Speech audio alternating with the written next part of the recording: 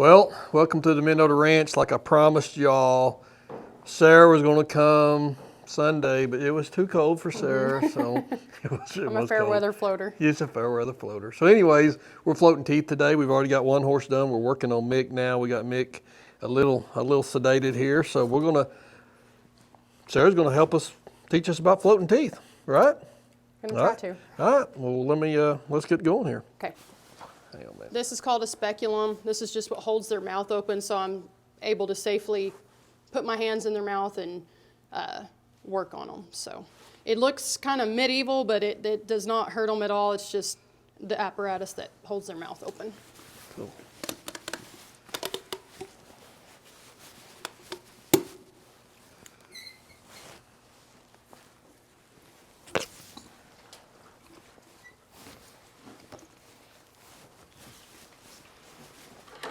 So we're sitting in a stall, in case you're wondering where we're at. We're not using stocks. We just got the gate open to one of the stalls. Sorry. Now what tool is that you're using? So this instrument is my disc float, and it's mainly what I do most of the work on the tables or the molars of the mouth. It's basically kind of like sandpaper. I don't like to say grinding, we're reducing on the molars, but it does it very efficiently and doesn't harm the teeth. Sweet. Which I've already done most of the work in here with this.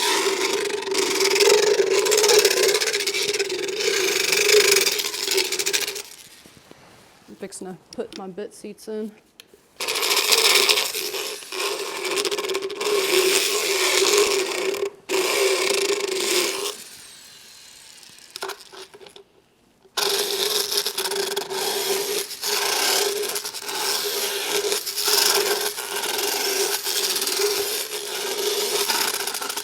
So the bit seat, another term is rostral profiling, but that's just a fancy word for bit seat.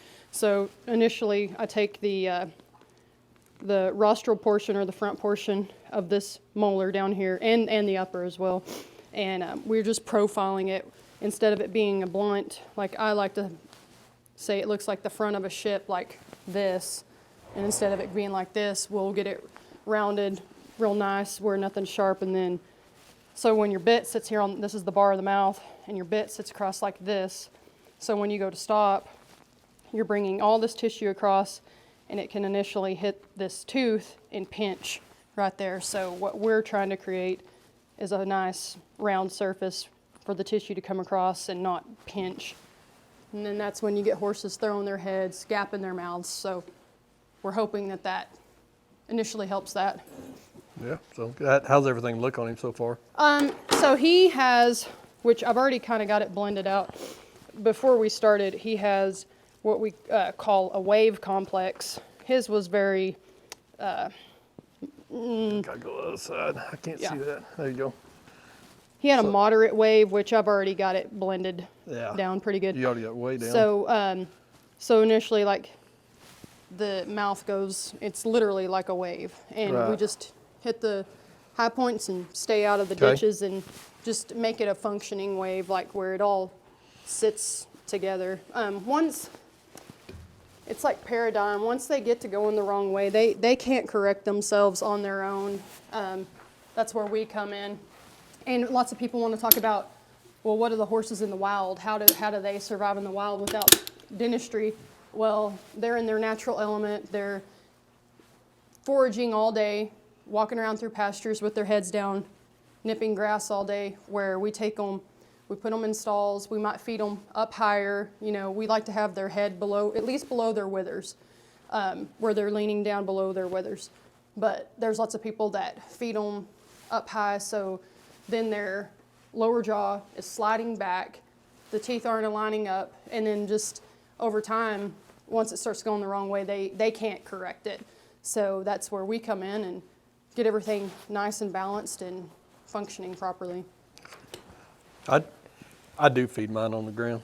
Yes. Be proud of me. Yeah, and I can actually tell, like that's another thing. You can tell when I look in a mouth, I can tell if, you know, someone's been feeding them up high or if there's any other kind of issues. But yeah, for the most, and like lots of soft grains. I mean,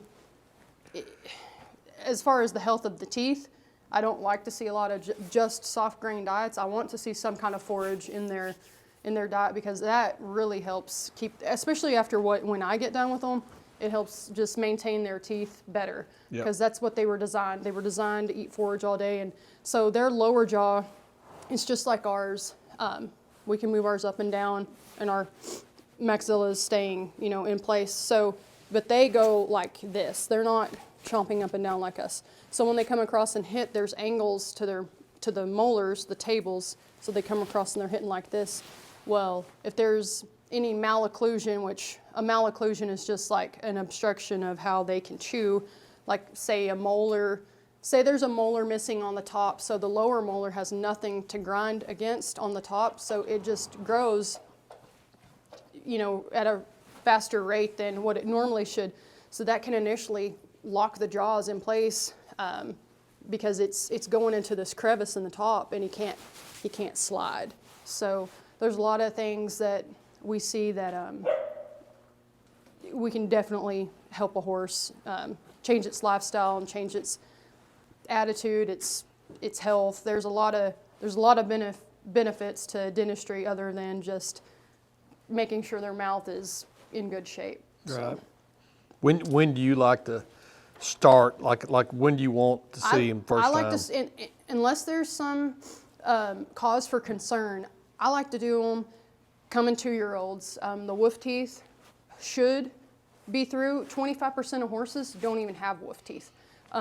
Fillies, mares, some people don't think that they have wolf teeth, but they all do. Now, even when I am floating a horse that doesn't have wolf teeth, like for him, for example, he didn't have any. I'll palpate the hard palate, because there's a thing called blind wolf teeth. So a blind wolf tooth is initially, the tooth doesn't break through the skin, and it goes lateral against the roof of the mouth. So those aren't hard to get out.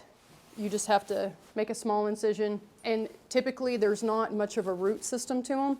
So you can typically just kind of pop them out, whether with your normal wolf teeth that come through, erupt through, those take a little bit of work. So. Well, we might see some wolf teeth on, Yes. on that 2-year-old we're fixing to do. Yes, and I'm betting he has some incisors he's fixing to shed as well. Cool. So it's that time of year. Lots of caps, lots of baby teeth being shed right now. So. Oh, well, let's get back to it. Okay.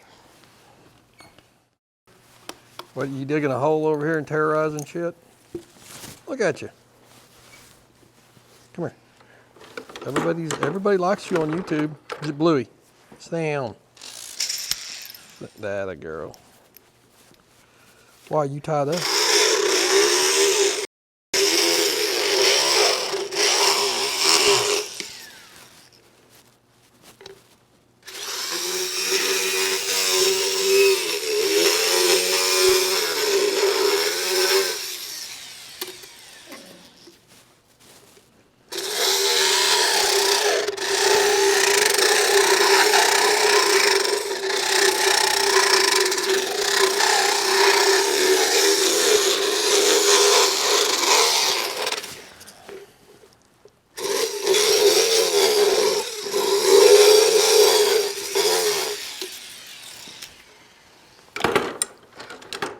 Now, what'd you call that tool there? Yes, sorry. So this is called a buckle burr. Buckle means cheek. So on the upper tables, I use this on the buckle side, the cheek side, and then on the lowers, it's the lingual side. So what this does is their teeth have what we call cusps, so buckle cusps. So their molars, actually, let me show you. So the side of their molars, like, this is on a younger horse, so they're not that prominent. Get over but these will start to be cusps right here and right here. So the older they get, the bigger that they get. This is just a performance horse thing. This has nothing to do with chewing or anything like that. It's just on the performance side of things. We like to have it just smooth these edges down. So nothing's you know, the cheek isn't getting pulled against it and there being pressure there that could, you know, cause you to lose a second or two when you're running barrels, or you know, them to get kind of tangled up when you're cutting a cow. There's a lot of benefits to it, but if I were to do a broodmare or something that's retired or whatever, I'm not gonna do that to them. It's just a performance horse thing. So now, this is called my apple core. It looks like the little apple core.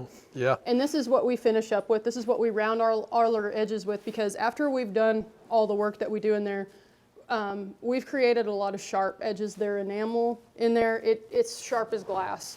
So this just rounds everything up, and then I'll go in there with my hand and I'll feel and make sure I didn't leave anything sharp. Sweet. Yeah, that thing moves some material there too. Yes, it does.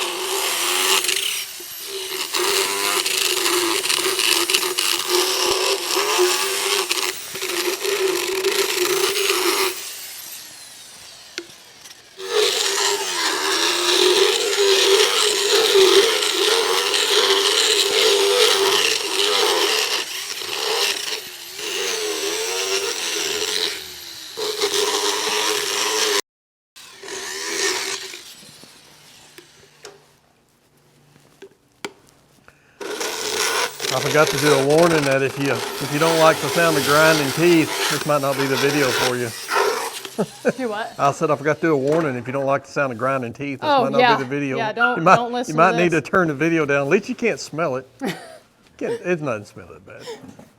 It's kind of like burning hair. I don't know. It does have a distinct smell to it. Yeah. So what I was thinking about while I was finishing him up is why we're able to work on their teeth how we are. It's kind of in the same sense of shoeing their feet. So their feet, you know, they're always growing like our fingernails, toenails. So they're born with all the tooth they're ever going to have. Their tooth is, I mean, they're up into here, into their sinus cavity. So they're erupting. They don't grow, they erupt down. So the younger they are, the more their teeth erupt. So like we talked about earlier, starting at about 2 years of age, floating your horse, I'd say from about the age of 2 to about 5 or 6, especially in the performance horse world, they need to be done every 6 months. So when they start losing or shedding their caps at 2 years of age to 4.5, they lose 24 caps. Wow. In the perfect world, plus wolf teeth. But that's why I'm able to reduce and typically, you know, grinding their teeth down, because they're erupting down. We have low crown teeth. They're a hypsodont, so the same as cows.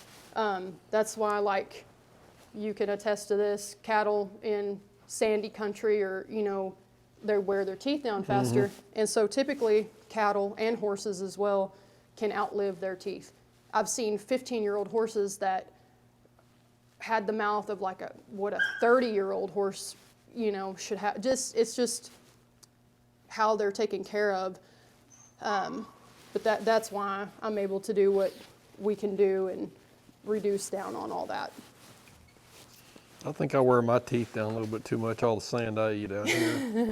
Yeah, living in the Texas Panhandle, your teeth stay a little gritty, don't they? Yeah. I took my helicopter in to the mechanics down there at Houston, and they're like, "What the heck are you doing to your blades?" I'm like, "Well," I said, "we fly in the dirt out here." And the fires, all that Yeah, stuff. You're always firefighters. putting out fires. So now what I'm going to do is I've already done all the work that I hope I have to do. I might have to go back in there and do a touch up here and there. But so this is called checking for occlusion, and occlusion is just a fancy word for surface to surface contact. So I'm going to look at his incisors, which I haven't done work on them yet, but I'm still looking for making sure everything's in contact. there's not going to be much work to do on his. No broken teeth on that No, one. no, we had one on the first one. Yeah. So these are called canines, and actually this one right here, I did break the skin for it to erupt through. Hit all the others, these two on this side. Already come through. Yes. Yeah. So basically it's the same thing as like a baby when they're teething. That tooth sits against that tissue and it's very, very irritating. So I just go ahead and break that skin to where it's not sitting on that tooth. And then we just reduce these canines down and buff them. So again, you know, studs in the wild, breeding, fighting, things like that. That's what they used them for. Mares typically do not have canines.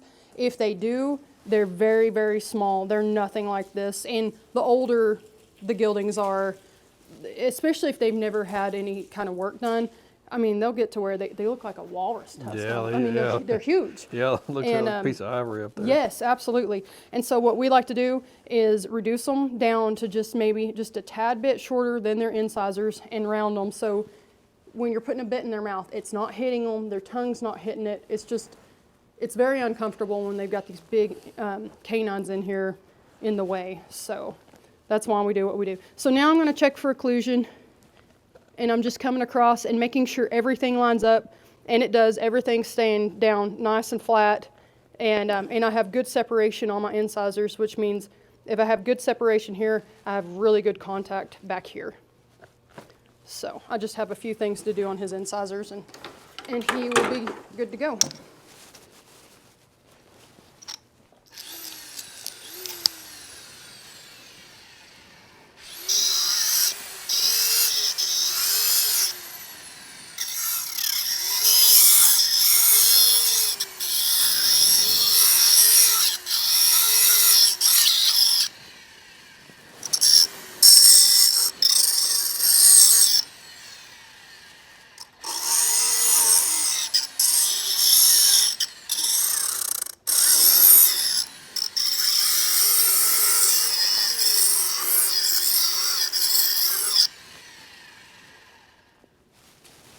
So everything's still staying flat.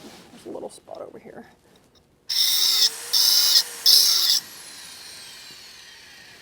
So now, same thing. I've done my work. I've created a sharp edge. So now I'm going to go back and buff. Just make sure it's not sharp where it's cutting his cheeks, or excuse me, his lips and his tongue. This isn't hurting him. You can see him kind of like wanting to kind of get away from me. It's the vibration of the instruments that he doesn't like. This isn't causing any kind of pain. And plus, you know, I don't blame him. I don't really care for the dentist myself, so he's just letting me know he's done.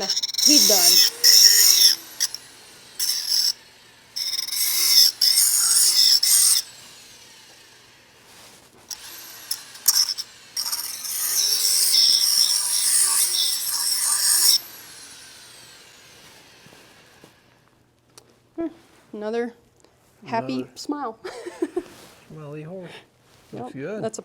that's picture perfect right there.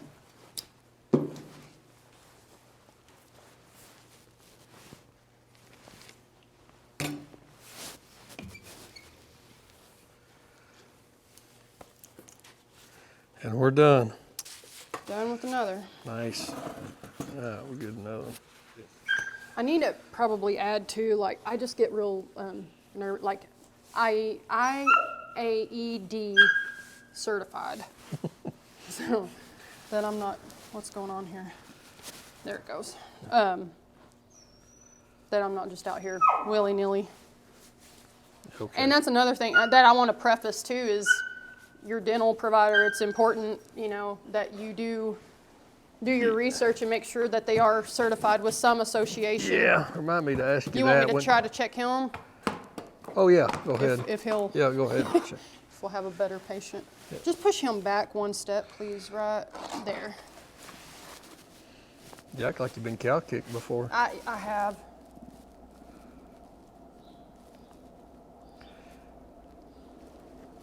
No beans. A little bean. No, I wasn't a bean. Those just Yeah. Schmagma. Yeah, the good stuff. Yeah, just 2 little ones like that. Cool. The biggest one I ever got out of anything, I was up in Colorado. 20-year-old gelding that had never left the place, had never been to the vet, nothing. I didn't know if I was going to get it out. Like, I thought I was going to rip him. Yeah. He was huge. Big old thing. Huge. Yeah, we'll get those beans out. Bonnie had a horse. We got a bunch of beans out of it. All right, you ready for the 2-year-old? I'm ready. Right. Okay, so this is called an app called Pinberry, and what it does is I'm able to digitally chart my horses. There's paper charts out there, but I don't want to have to carry around. I have hundreds and hundreds of charts on this thing, so I have a subscription for so many charts a month, and I have to pay for it. So I'm able to chart. So we just did Mick, and so I was talking about the wave complex. So that's what it looks like. And then he had upper hooks, very, very small. He didn't have any in the back, but the start of them on the top. So these are the molars. These are his upper molars. These are the lower molars. This is the buccal side. So you can see the black indicates Bluey. indicates Lord. sharp points. And I can actually tap on this to make my points. Oh, I got you. Yeah. Yeah, I saw that. So Mick wasn't that bad. So Yeah. he was about, not on that side, this side right there. And then like I can go down here and this would be my wave complex button. So then I can press this. And the black's where you were moving it. So the black indicates the malocclusions, Okay. what we want to go in there and reduce down. So that there's different types of waves. So his was like that. And then he had a small, this is called a ventral curve, very small. This is as light as I can make it, but I see this a lot in your younger horses. So these are these 2 teeth right here, your 101, 201, typically, and we'll see on your 2-year-old, these are typically the first teeth that they'll shed. Yep. So they're growing in. Well, these are getting ready to shed as well. So these are older teeth. So it just typically, a ventral curve is a very natural thing. It's not terrible, but we don't like to see them like older horses that have never had any incisor work done, to where it's a huge smiley face. And I've had to go in before. So this is what I do, what I reduce my incisors with. This is just a little cutoff wheel. And again, with their teeth erupting down, I'm able to go in there and I might take off 1/2 inch on some incisors to get them balanced, because if their incisors are out of whack, they're not going to be touching in the back how they should. So the incisors are as just important as the rest of the mouth. So it all coincides. All right, so where'd you learn all this? So I went to school in Canyon, Texas, through the Academy of Dentistry in Texas, and it's there's different associations, and I'm with the IAED, so it's International Association of Equine Dentistry. Okay. There's a school in Michigan, I believe, and then there's one in Glenns Ferry, Idaho. There's another association, and it's lost my mind at the time right now, so I can't remember the other association, but that's where I got my certification through. Then every 2 years you have to do a continuing education to keep updated on your certification. So I would say when you're choosing a dental provider, to make sure that your provider is certified and is keeping up with their certification. Also the charting, by law, I'm supposed to keep charts on on everything I do. So, no way. Huh. Well, so then you got a lot of tools, stuff. Yes. It's not a cheap business to get no, into. no, not at all. And actually, there's more that the more you do it, the excuse me, like when we go to conferences and stuff, they'll have all these instruments and everything set up. There's different. It's just like cars. There's different models, different brands, things like that. You have your cheaper stuff and your more expensive, but I've got the good stuff. It's the old screwdriver handle, you know, with I've the got a old screwdriver flow in there. there. Yeah, well, that was terrible. Yeah, this I'm not very good at it. So the hand floating, yeah, it's much respect to those guys, because I don't think I'd be tough enough to to do that. I had that one forever, and then I got another one that was it's like a French one or something, like it's like a diamond deal, and it's like you just drag it back. Yes, It was like back in the 25 years ago, it was like, this is freaking awesome. It's like, man, you could freaking wear some teeth out. I don't even know if these were around yet. So there's a lot of people that get a little gun shy about when they hear the word power tool. And it's just like anything else. These are what's dangerous. My hands is the dangerous part. That's what's controlling this. So that's why I emphasize, make sure your provider is certified in what they're doing. They've logged the man hours. They've done all the things, because I can, I could make one not eat, and then you tell me your horse isn't eating, and I'm like, well, I don't know. I went to one semester. I don't know what else to do. So you're saying like do it every 6 months. What's the going rate for most people? Floating teeth. Price wise, yeah. 150 is a pretty good range. Different areas where there's more money, everything tends to be more expensive. Everything across the board. Yep. But what I charge is 150. Cool. So, and usually we'll have everything we do. Horses are sedated. We typically like to have the client go to his or her veterinarian, and get the drugs for that horse assigned to him. And so legally, that's how we do sedation. Cool. Well, that's easy enough. Yep. All right, so the horse floating deal is getting a little long, so we're going to make this a part 1 and a part 2. So let's close part 1 right now, and then we'll come back with the 2-year-old. And with the 2-year-old, we got wolf teeth, and we got some baby teeth we got to pull. It's going to be a great video. Yeah. So, all right. Thanks for the follows. Thanks for the thumbs ups. We'll see you all next week.